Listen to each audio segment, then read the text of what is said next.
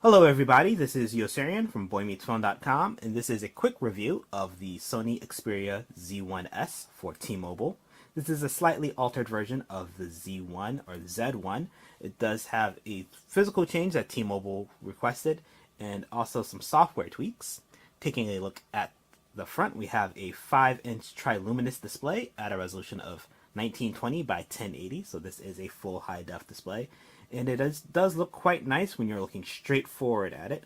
You will notice that any slight bit off angle, the colors will start to wash out. And I do believe that's because of the protective film over this display. The screen is also a little bit too sensitive for my liking. I found that while trying to browse the web or looking at things in like eBay or something like that, that scrolling would sometimes be registered as a click, so that got a little bit annoying. But overall, the display on this is nice. It is using Sony's X-Reality engine, so when viewing pictures and video, it does enhance the image quality. Above the display on this side is a status light. It's not going off right now, but there is a status light on this side, right about here. And then there's the 2-megapixel front-facing camera. This is a IP58 rated device, and that's part of the reason why there is a film over the display, so you can actually use this when the display is wet. And that also could be why it is so sensitive.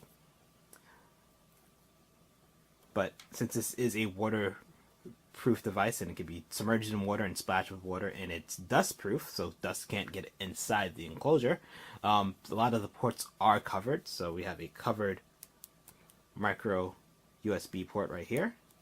Right here is the covered micro SD card slot, and it does support up to 64 gigs of micro SD card storage. Let me zoom in a little bit.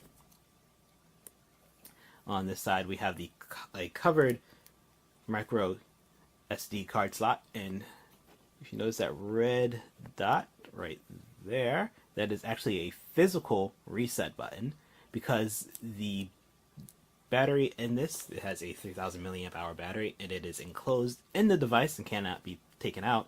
There's no way to pull the battery if there's an issue, so they did include a physical reset button, which is quite nice.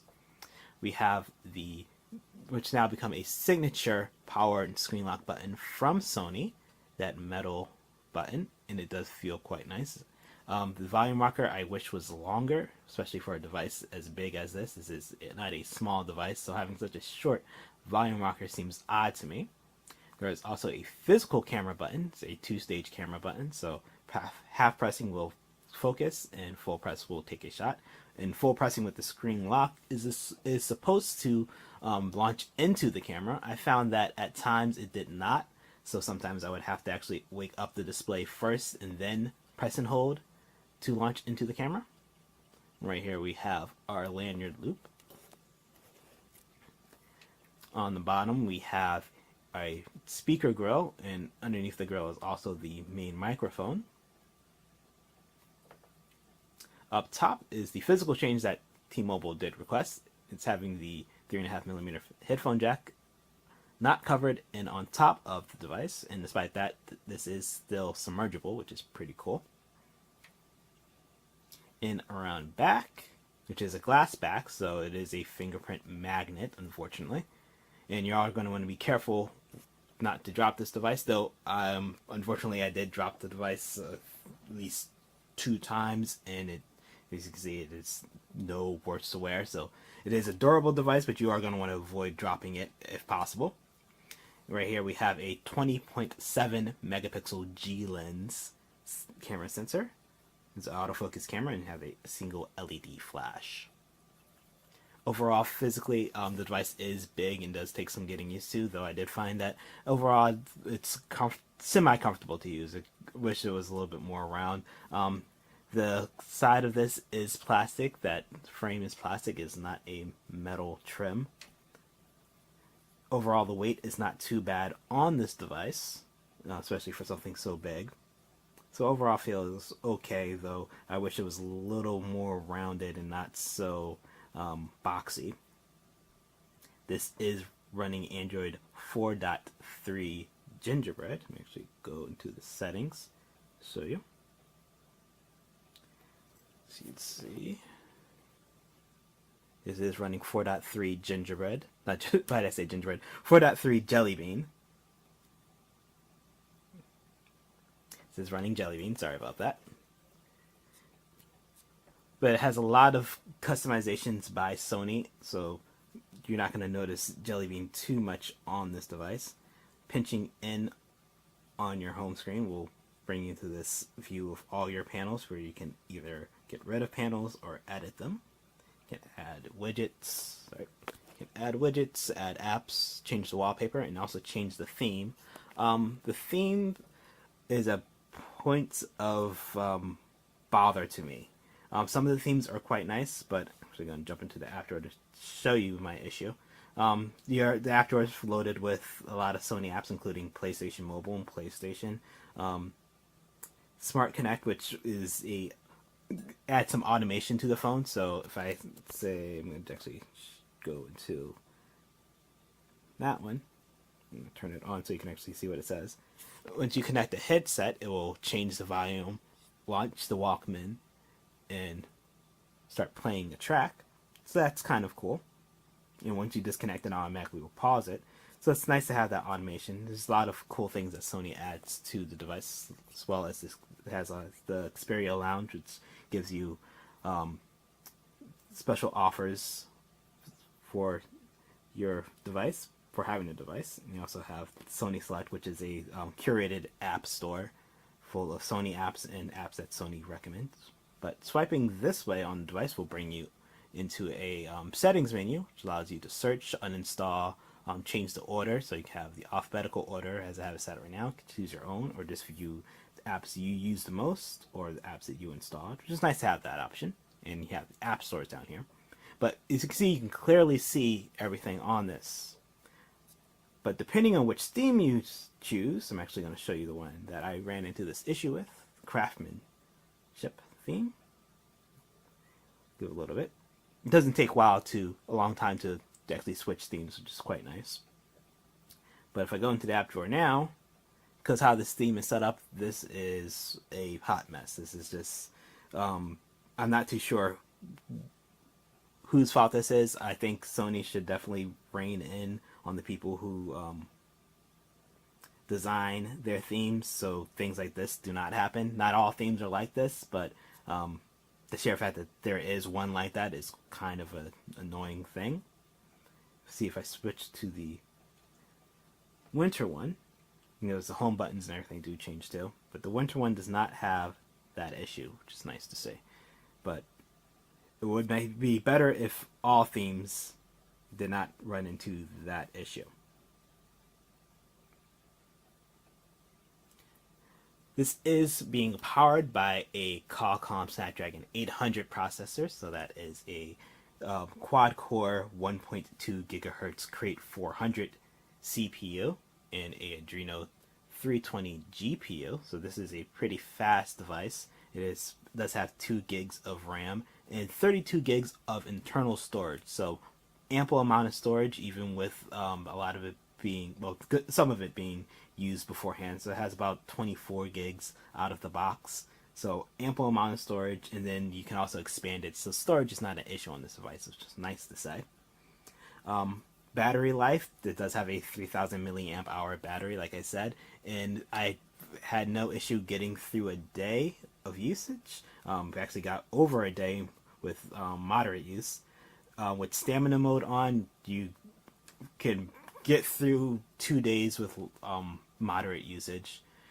It does control a lot of things like stopping data from going through when you're not using it for long periods of time. So stamina mode is a nice thing to have. I'm actually going to go into power management so I can show you.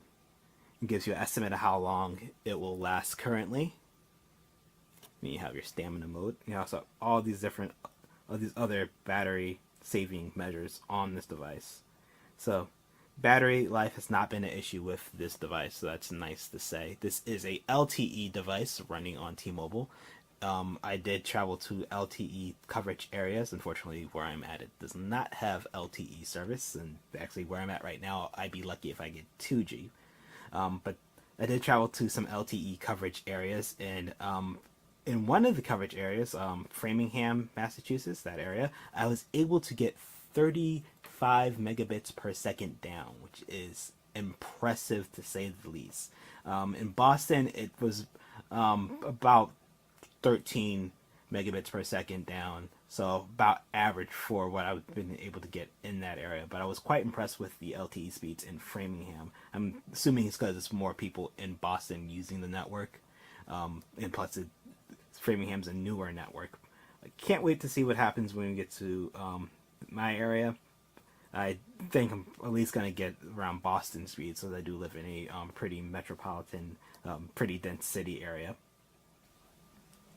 Taking a look at the camera on the Sony Xperia Z1s, Sony's taken a lot of its camera technology from its camera line and brought it to mobile. This is powered by a Bion's for mobile camera processor, and it is a XMAR RS sensor at 20.7 megapixels, so this is a pretty big sensor.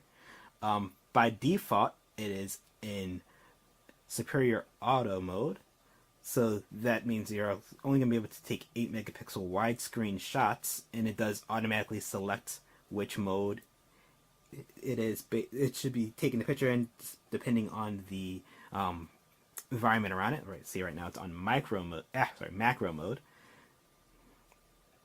To use the full 20 megapixels, you are going to have to switch over to manual mode, and you'll also be able to choose different focus modes. Right now it's a multi-point autofocus. You can also choose for tapped focus and object tracking. It does capture full high-def videos using both the rear-facing 20.7 megapixel sensor and the front-facing 2 megapixel sensor. Switch over here. I found that the image quality on this is actually quite nice. In superior auto mode, it took some pretty nice shots. I found it was good for taking night shots, especially. But if you want a lot of control over the shot, manual mode is the way to go. If you want to be able to take a 20 megapixel shot, manual mode is definitely the way to go.